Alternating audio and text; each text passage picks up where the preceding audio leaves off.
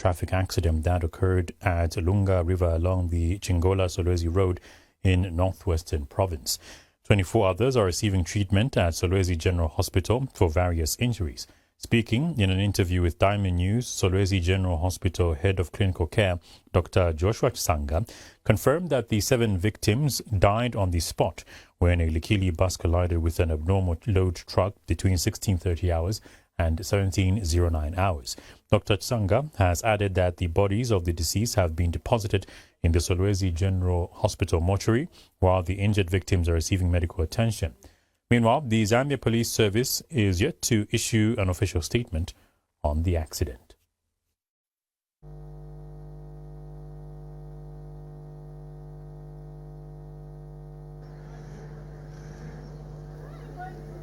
It is a terrifying and sorrowful moment for the people of Solwezi district as they witness the dead bodies of people that were involved in a fatal road traffic accident at Lunga River along Chingola-Solwezi Road. According to information, a Likili bus registration number BCE 1011 collided with an abnormal truck at Lunga River along Chingola-Solwezi Road around 16:30 hours on 24th July 2025. In an interview with Diamond News, Solwezi General Hospital Head of Clinical Care, Dr. Joshua Chinsali, has confirmed the incident to Diamond News. Just a tentative update on the road traffic accident that happened along Solwezi Chingola Road, somewhere around Mushindamo area, involving a bus and a truck. So far we have received 24 patients who were brought in alive, then 7 BIDs. Dr. Chinsali says the 7 bodies have been deposited in Solwezi General Hospital mortuary, while 24 victim survivors are receiving treatment.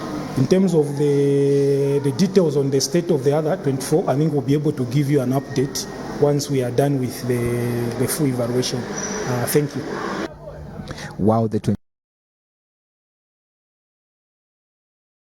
police service have not issued a statement on the incident.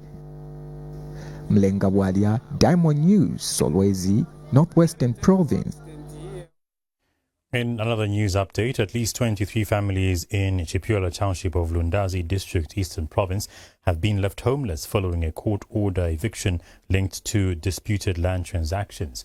The eviction, carried out by landowner Duncan Nyirenda, left the affected families stranded and without shelter. Mr. Nyirenda claims he had repeatedly warned the settlers that the plots were illegally sold by unauthorized individuals. However, some displaced residents, including John Peary, insist they were misled by the sellers and have appealed for government intervention.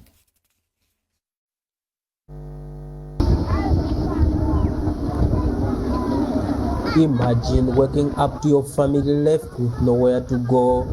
This is the harsh reality for 23 households in Chipyola Township, Lundazi, after being evicted from the land they believed was rightfully theirs since 2012. The families, men with children and elderly members, now sleep under the open sky, their lives upended by what they call deceptive land dues. They say they were misled by sellers who had no legal claim to the property, including Chief Mpamba. 2018 unalipe chongo chili chonse, 2019 no chongo chili chonse, 2020 chongo futi kunalipa, kufika mu 2021 pamene tinapatamba kumvera kuti amalo amene munagulaya ni andani kani ni avene bwanji atiyayi amalo bene bake bachipyola benze na bakazi babiri. We started experiencing these problems of the land in 2018. And we even went to the chief. The chief gave us these letters that land indeed belonged to us. But now we are stranded because the court judgment does not support us. We are asking government to intervene. As I'm saying, pano, I'm stranded. Vana kapina nzasungira kuti, I'm a family man. Katundu yonse, as I'm saying hapa, vainyamula vaipeleka kundani kane ku paka klinika pamena namanga kawa blender. Now, with no shelter and fading hope, they are pleading with the government to step in before their suffering deepens. We don't know what government can do for us. We are now stranded. We thought that now here we are settled. We spent a lot of money just to make sure that we have shelter. We are asking government to help us, he says. Ichilipo njakuti tapulika umangwizira na machitira and so forth kungana iwa nyirenda na mayoyera pana.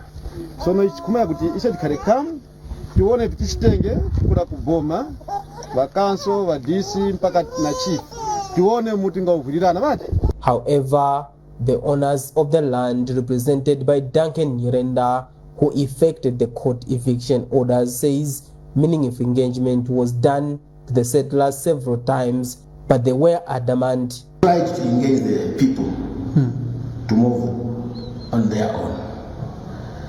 They were adamant and they said, okay. Last year, I think it was about in March, through our lawyers, KBF, I brought eviction letters. From the time of receipt of those letters, we were given 3 months. They were supposed to vacate. So March, April, May, by June last year, they should have left that place. But again, they didn't do that. So where we had done the evictions, there we don't want anybody. Those who have removed them, we don't want anybody. Okay. That's why I've told them to remove their own. We're not selling anything to them. We want to be vacant land. We could have plans for that land. Samuel Sylvester Kabwe, Diamond News, Eastern Zambia. In more news, authorities in Kabwe have launched investigations into a devastating fire that swept through the Kabwe General Hospital Junction market on Wednesday night, leaving traders counting losses worth thousands of kwacha.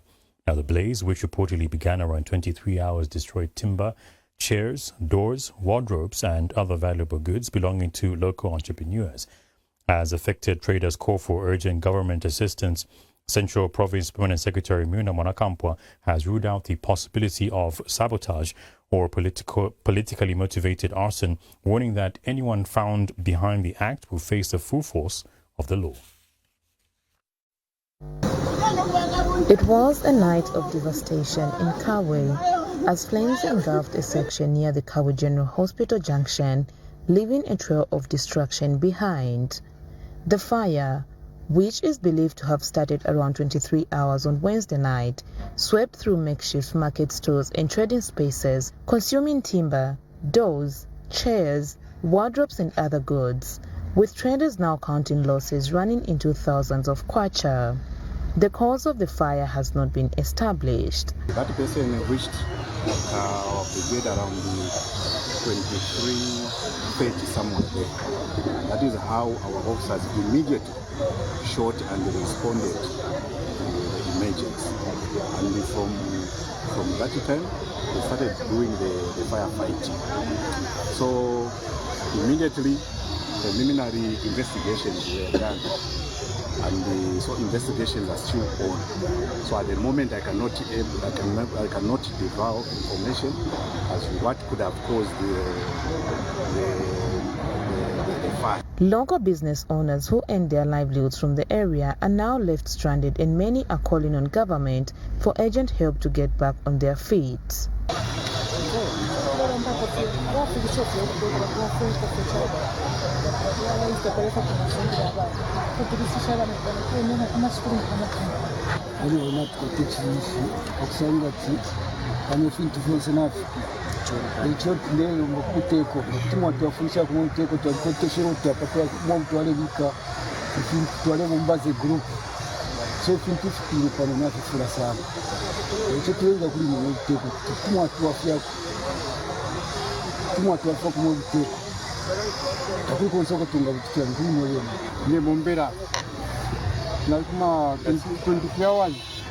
na shile muna pane bapa muna ndia chimuliro cha moneka nasi ngwe muri wafuma kuisa kashi na nalibu patro kuno mpa nise mfume ntente mukia pampone ni hapa namona umuliro wa chilamu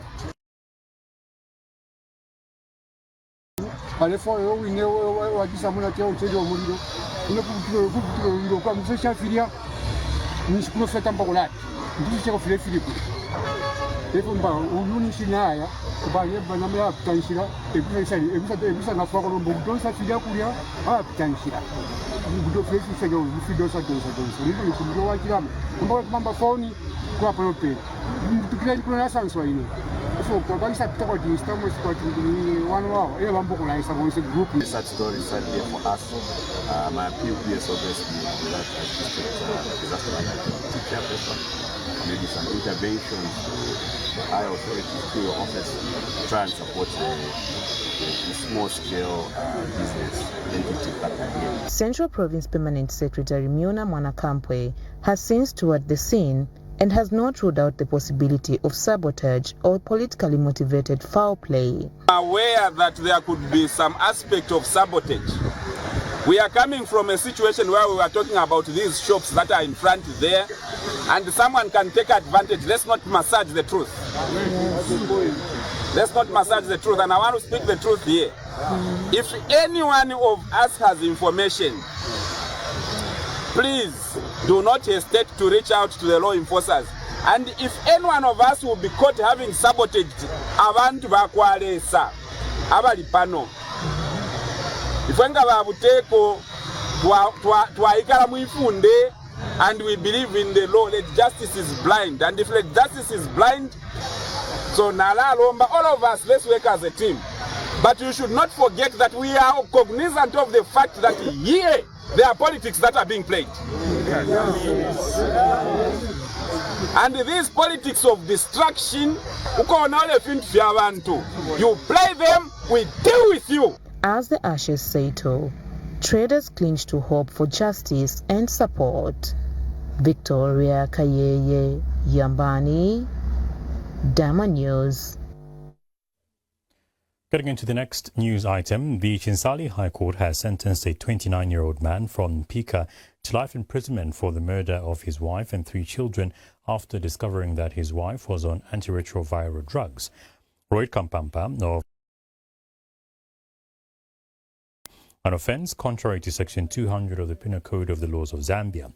On the 19th of January in 2020, Roy used an axe handle to murder his wife, Ruth Mumbi, and his 3 children identified as Daniel Mwango, Gabriel Mwango, a breastfeeding child, and Grace Mwango.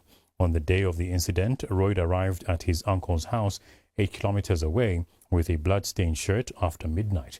He told his uncle that he had killed his wife and children and requested for transport money to escape.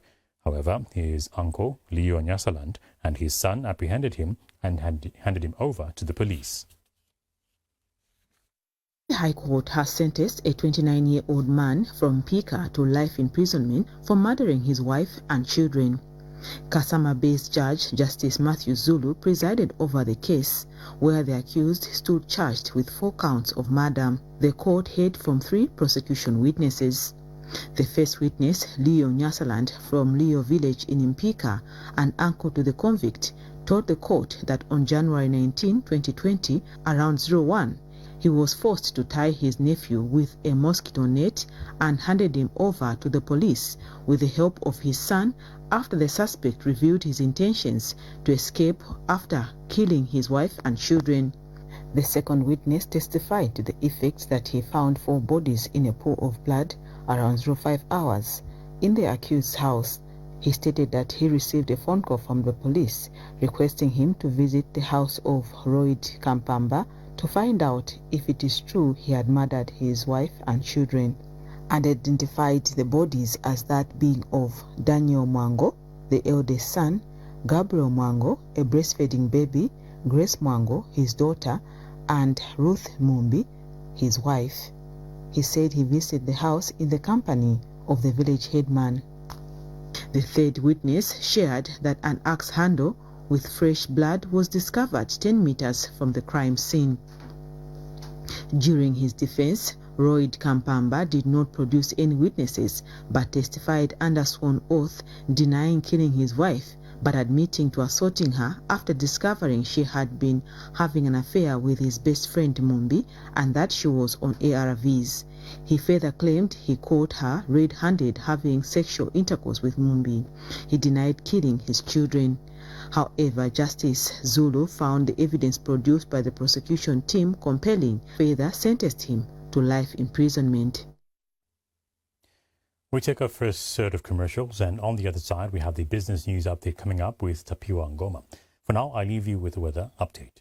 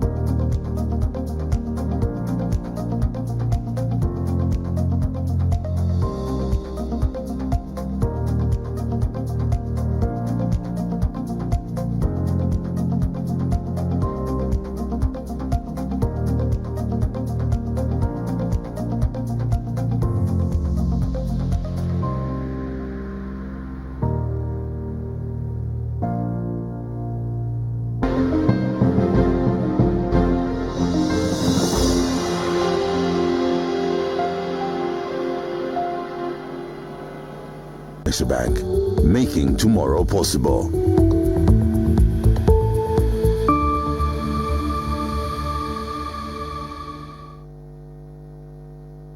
Good evening. You're watching the Diamond Newsdesk at 8. Let's take a look at stories that are making business headlines this evening. The Zambian government says it will repay 115 billion kwacha in debt over the next years with 46 billion kwacha. That's one of the stories we're looking at. Later on, we are seeing government pumping $10 million into climate agriculture projects. Stay tuned for the details. Your business news details this evening. The Zambian government says it will repay 115 billion kwacha in debt over the next 2 years, with 43 billion kwacha allocated for 2025 and 72 billion kwacha scheduled for 2026. Secretary to the Treasury Felix Nkulukusa says while Zambia has made significant progress in restructuring its external debt, the country continues to face pressure from rising domestic debt obligations.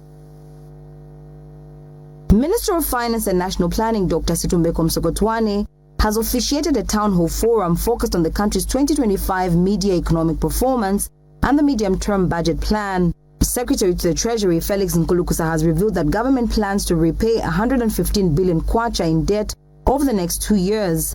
Of that amount, 43 billion kwacha is allocated for 2025, while 72 billion kwacha will be repaid in 2026. We are projecting to pay about 43 billion kwacha. And in 2026, that figure is going up to 72.9 billion kwacha in terms of debt service alone. And this is constitutional expenditure. It means whatever money we have, first of all, we pay that 72.9 billion before we consider any other expenditure.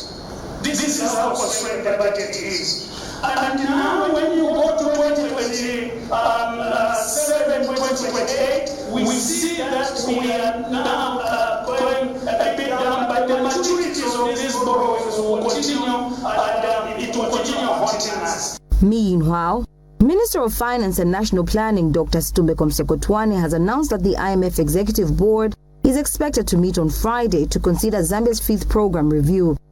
If approved, the country will receive approximately 188 million United States dollars in financial support, with half going to national reserves and the other half directed towards supporting the national budget. We are expecting the IMF board to meet tomorrow, Friday, to consider the 5th review, which means that if, as we expect, it to be passed, There will be a support of further $188 million US. Half of that will come into our reserves, which are rising, and the other half will come to the budget. And then, of course, there will be a last sixth review in October, as I said, and at that point, we'll decide what to do next. Also speaking during a panel discussion at the event, Zambia Association of Manufacturers President Ashu Saga says access to affordable financing remains a challenge for SMEs. He has proposed that government should consider allowing 30% of NAPSA contributions to be used as loan guarantees to help small and medium enterprises secure credit. When you look at SMEs, access to finance is one of the major problems. We've been talking about possibly using NAPSA in terms of securitizing loans with the banks. Now, government, I think, introduced a 20% withdrawal from NAPSA, which was widely accessed. But I think there's a lot of people who want to keep their pensions, and those people want to also possibly borrow. So instead of maybe a 20% withdrawal, we can allow a 30% securitization through a guarantee from NAPSA to the banks, which then will allow a very small margin for them to borrow for an SME loan. So there's things I think that can be done out there. These are out of the box maybe solutions that we need to start looking at. The way the banks come in is high interest rates without security, with because of the security issues or the risk that is with the SME. With a clear debt repayment roadmap and calls to improve access to financing for SMEs, the government is signaling a deliberate shift toward restoring confidence in the economy, fostering private sector growth, and building long-term resilience. Rachel Mumba for Diamond News. The Project Steering Committee under the Ministry of Green Economy and Environment, in collaboration with the Ministry of Tourism, has announced the injection of $10 million to support climate change adaptation in forest and agriculture mosaic landscape project across 3 provinces: Northwestern, Western and Eastern. Speaking to Diamond Media during a joint meeting with directors from the 2 ministries, PSC chairperson Dr. Doti Chibamba has disclosed that approximately $3.5 million has been allocated specifically to the Northwestern province. Is to conserve the forests while improving the livelihoods of the rural communities. That is why the project is entitled Adapting to Climate Change in Forest and Agricultural Mosaic Landscapes. In order for us to conserve the forest, we need to reduce the pressure on the forest. We need to stop charcoal burning. So what are the communities going to do as alternative livelihoods? This is where the agricultural component comes in. So they can do climate smart agriculture, they can do livestock keeping, especially small livestock like goats. But most importantly also there's beekeeping involved. So those are alternative livelihoods that will win people away from cutting trees and then conserve the forest. Yeah, this is a 5-year project with a value of about $10 million. And as you are aware, we're implementing in 3 provinces: Northwestern, Eastern and Western provinces. So Northwestern province has about 3.5 million and almost similar amounts in Eastern and Western province. Facilities there are just as good as the facilities that you find here, if not better. Okay, it's a temporal, it's a new place, but it's such a project that if we, using our own efforts and resources, of course with the support of the government, if we can replicate that to other districts, I'll tell you there will be very few people that will be talking of suffering. We have more in business as we take a look at the money markets. The money markets this evening will show you the kwacha's performance on the international market. Let's take a look here. The USD was buying at 23 kwacha 33 ngwe and it was selling at 23 kwacha 73 ngwe as of close of business today. Those are your money markets. Let's shift our attention now and see the construction commodity prices. Your construction commodity prices this evening, we are looking first at one of these. This is a forklift. This will cost you a little over 260,000 kwacha. Let's take a look at our next item that you'll be purchasing as construction commodity prices this evening, brought to you by ZNBS. We're also looking at a heavy-duty yard cart, and this will cost you somewhere around 2,500 kwacha. Do note that these commodity prices are brought to you by the Zambia National Building Society. Before we close off business this evening, let's see what the commodity prices look like. We'll start with our food items. Our food commodity prices this evening look a little something like this. A kg of beef at 110 kwacha on average. 5 kg of nakonde rice, 175 is the lowest. 10 kg of breakfast meal will cost you nothing more than 150 kwacha. Your non-food items look a little something like this. 10 rolls of toilet paper at 85 kwacha on average. A bar of multi-purpose soap between 35 and 45 kwacha. Let's close it off with 3.5 kg of washing powder. The lowest price is 220. These altogether are your commodity prices. And that concludes our business this evening. Thank you so much for tuning in. We'll continue with the rest of the news desk at 8. My name is Tapongova. Have a pleasant evening.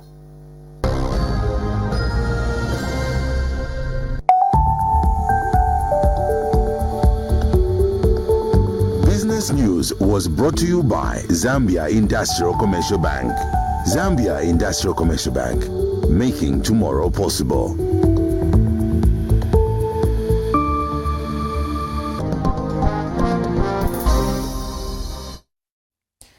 Thank you for staying with us on the news desk at 8 p.m. Let's proceed with the rest of it.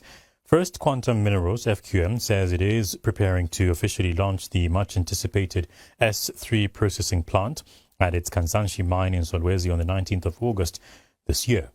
In a statement, FQM says the inauguration will be graced by His Excellency President Hakainde Hichilema, who is expected to officially commission the facility. The S3 expansion project was first unveiled at the Africa Mining Indaba in 2022 as part of FQM's ambitious $1.35 billion investment package aimed at advancing its Zambian operations. The plant is a key milestone in its strategic initiative.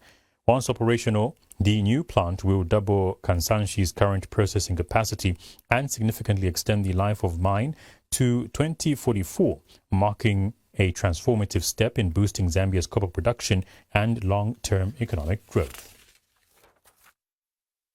In more news, patients undergoing dialysis at Lewanika General Hospital in Mongu are breathing a sigh of relief following a significant improvement in the availability of renal consumers. During a tour of the facility by officials from the Zambia Medicines and Medical Supplies Agency, ZAMSA, on Thursday, the 24th of July, one of the patients, Kayawa Lufino, shared that the long and costly trips to Lusaka had become a painful routine. He has expressed gratitude that with a more stable supply of dialysis materials at the Lewanika General Hospital, access to life-saving treatment is now closer to home.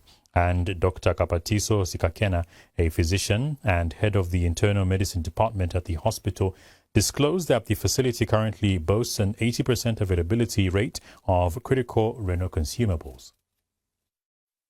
For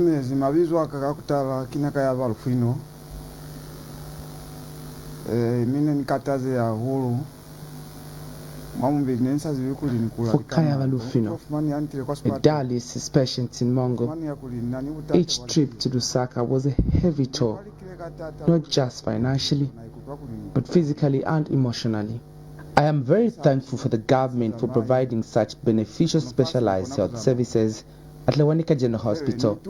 These services have helped me regain my health, he says.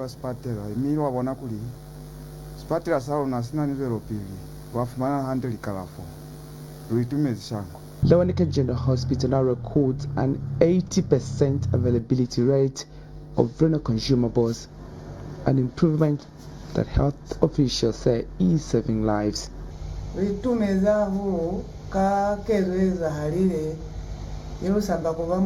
experience here has been marked by the provision of proper and quality healthcare services. We used to suffer traveling long distances from here to Lusaka to seek medical attention, and many people couldn't even afford the trip. Now, we are happy because the doctors here are helpful and the services are available close to home.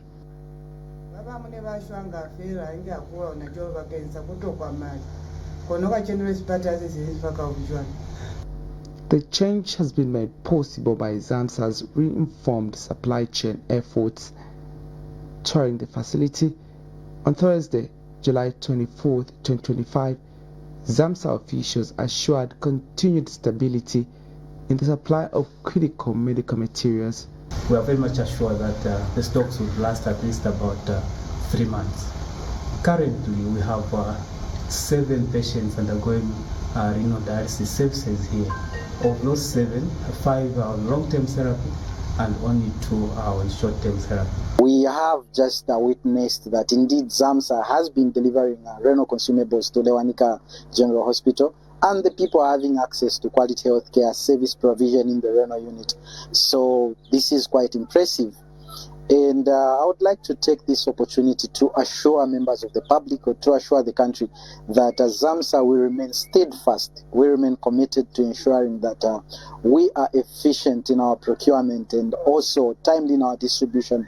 And these renal consumables that we found here that will last, as we've been told, more than 3 months, I can assure you that ZAMSA already has a long-term plan to ensure that there is consistent supply of the renal consumables. As ZAMSA pledges consistency, many patients in Mongu can finally look forward to a future where treatment is not a privilege, but a right, accessible, dependable, and close to home.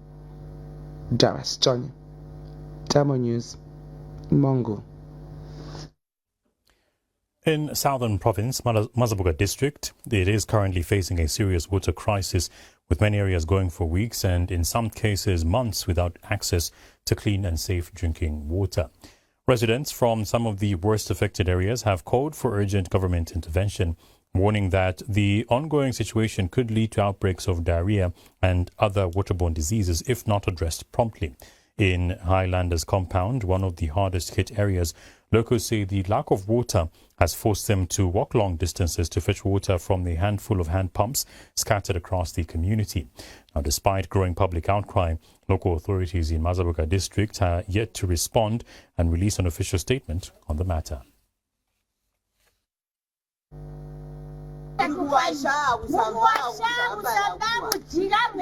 Parts of Mazabuka district in southern province are experiencing a growing water crisis, and some residents report going weeks and in some cases months without a single drop of water from their taps.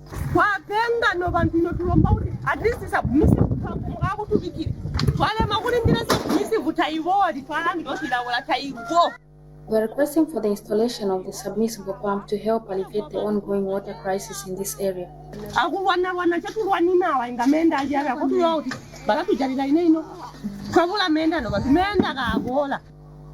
Nearly every area is complaining of the same. So we are asking for the authorities if there's any way that they can try to help the community or the district, and to community, to be precise, that is Highlanders.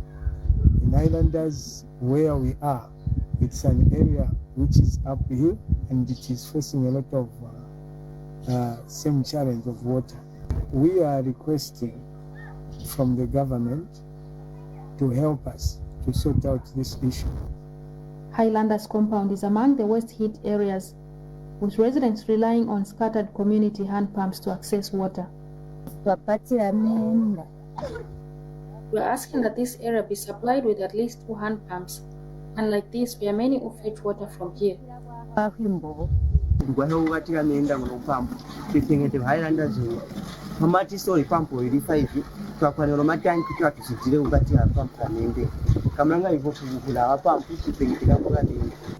Others express concerns that if the situation remains unaddressed, it could lead to the outbreak of waterborne diseases, including diarrhea. We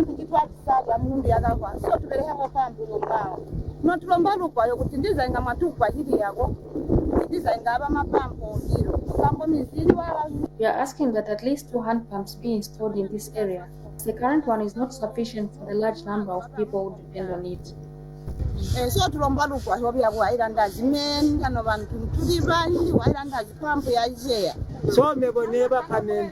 ngamdusebyo akazi ukwanisha kuberesha bamaga into chiumu munayakawa nomenda tanaka sika size alevel size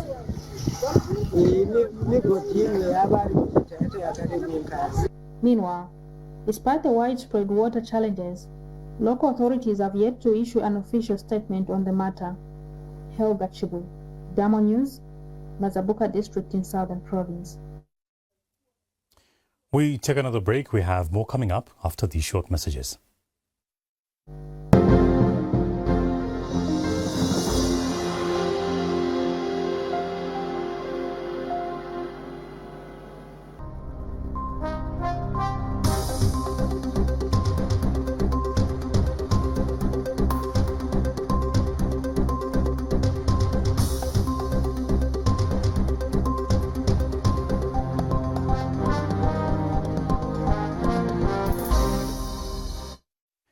Welcome back. Thank you for staying with us. Let's continue with the rest of the news desk at 8 p.m.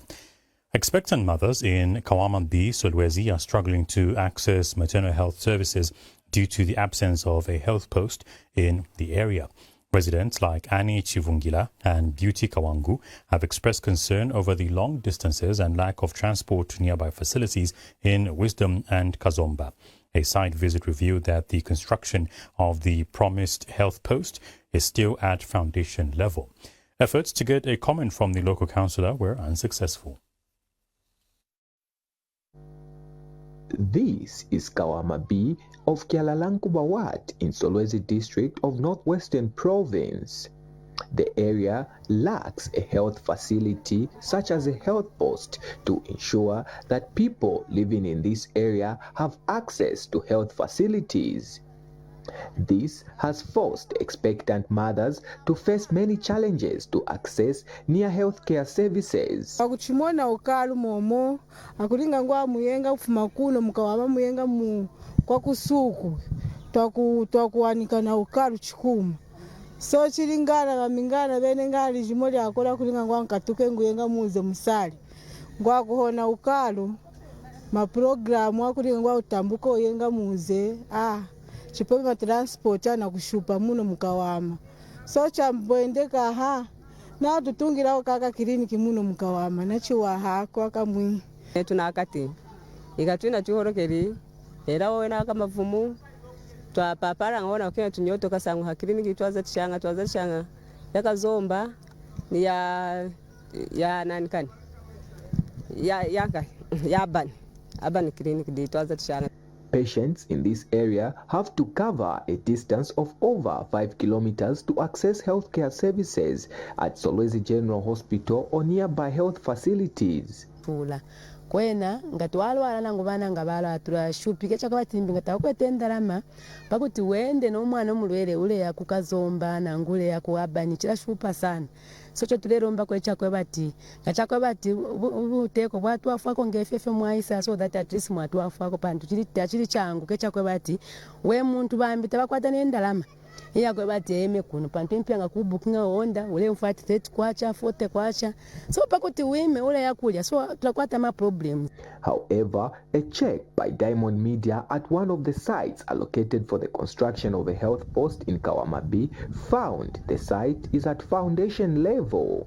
Solwezi Municipal Council using 2025 World Fund is constructing a clinic in Kawamabi with an admission ward at a total cost of 1.5 million kwacha with a completion period of 3 months. So far, the contractor has mobilized and is on site. I think the foundation is being done now. So we as a local authority are expectant that the contractor will complete his works within the agreed period, so that the people of Kawamabi may appreciate the great service of CDF. Mlenga Wadia, Diamond News, Solwezi, Northwestern Province. In Eastern Province, Chipata City, tensions between bikers and the Road Transport and Safety Agency, RATSA, have reached a boiling point following a deadly crackdown on unregistered motorcycles and unlicensed riders. Chipata Mayor George Mwanza's efforts to call for a meeting and raise awareness about the importance of road safety regulations was unsuccessful for RATSA after bikers became unruly and chased away RATSA officers from a crucial meeting. According to health statistics in Chipata City, 3 lives are lost every week due to road safety violations.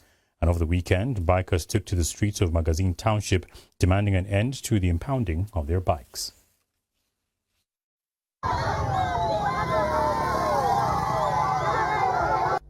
It is the relationship between a cat and a mice in Chipata City involving the Road Transport and Safety Agency, RATSA, and bikers who defy road safety regulations.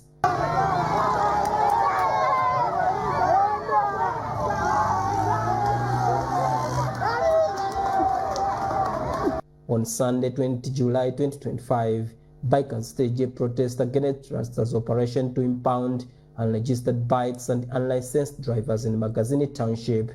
Chipata Mayor George Mwanza has brought together bikers to raise awareness by calling for a meeting. However, the bikers seem not to have healed, became unruly and chased RATSA officers from attending the meeting in grief. The mayor is unhappy with this behavior but has urged everyone to follow the law. And you are a major cause of death in our city. And you are not only risking the lives of other people, even risk life yanu tiala mwane mpitira chikoti chepa even pa traffic tiala. You are not regarding umoyo nchintu chikuleni. But ona monse mwanyinji muli hapa ni mwandu wakuti ndiye sogolo ya Zambia.